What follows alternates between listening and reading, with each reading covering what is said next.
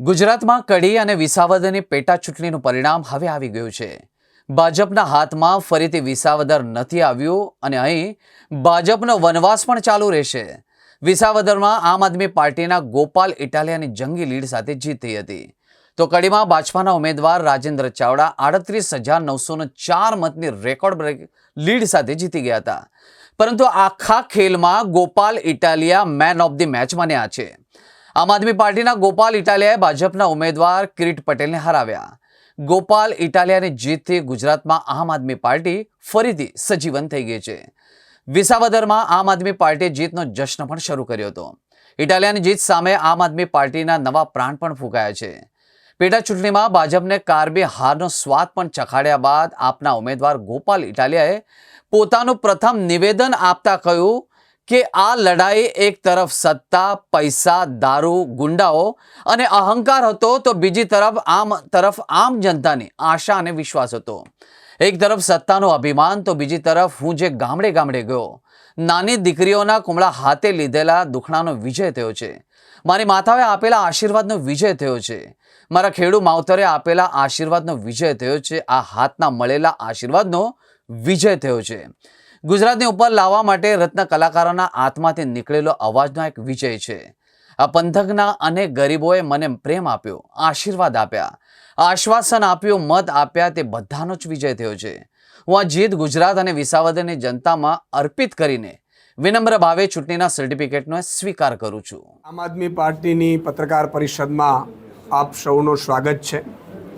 પહેલાં તો હું વિસાવદરની જનતાનો અને ગુજરાતની જનતાનો ખૂબ ખૂબ આભાર માનું છું કે એમણે આમ આદમી પાર્ટીના અમારા જે મજબૂત લડાયક ફાઇટર અને પ્રજા માટે સંઘર્ષ માટે નીકળેલા એવા ગોપાલભાઈ ઇટાલિયાને જીત મેળવી છે। હું આમ આદમી પાર્ટીના એક એક સૈનિકને, એક એક યોદ્ધાને, એક એક હોદ્દેદારને અભિનંદન પાઠવું છું કે એમણે ભાજપની સામ, દામ, દંડ, ભેદ, પૈસા, રૂપિયા આ બધાથી પર રહી અને એની સામે યુદ્ધ લડ્યા છે।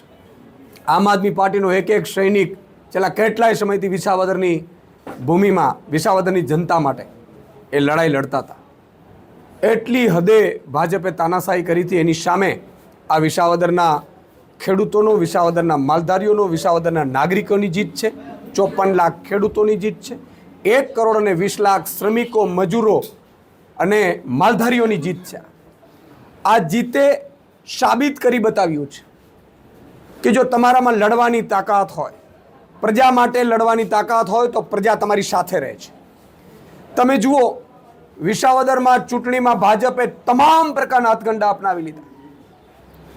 અમારી પાસે કશું જ નહોતું। અમે સાવ સામાન્ય આમ આદમી, અમે એ નાગરિકો કે જે પ્રજા માટે લડવા નીકળ્યા છીએ।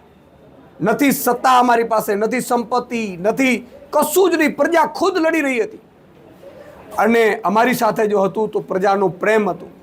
અમારા જે યુવા લડવૈયાઓ બધા યોદ્ધાઓ હતા, મેદાન ઉપર ઉતરતા તો લોકો એમને વધાવતા હતા। આજે આ ગોપાલભાઈ ઇટાલિયાની જીત નથી, 54 લાખ ખેડૂતોની, માલધારીઓની, શ્રમિકોની જીત છે। આજે આમ આદમી પાર્ટીના એક એક સૈનિક જે ભાજપની સામે લડવા માંગે છે એની જીત છે। આ જીત આખા ગુજરાતમાં એક મેસેજ જશે કે ભાજપને કોઈ જો હરાવી શકે એમ હોય। ભાજપે શું અત્યાર સુધી ખેલ કર્યા છે? ભાજપ લોકપ્રિય નથી ગુજરાતમાં। ભાજપને મજબૂત સામે વિકલ્પ નહોતું મળતું। કોંગ્રેસ પક્ષ 30 વર્ષથી હરાવવા માંગે છે, પરંતુ ભાજપને હરાવી નથી શકી। એના જેટલા પણ લીડરો હતા એને ભાજપે સામ, દામ, દંડ, ભેદ લઈને પોતાનામાં લઈ લીધા। લગભગ 70 જેટલા લીડરો।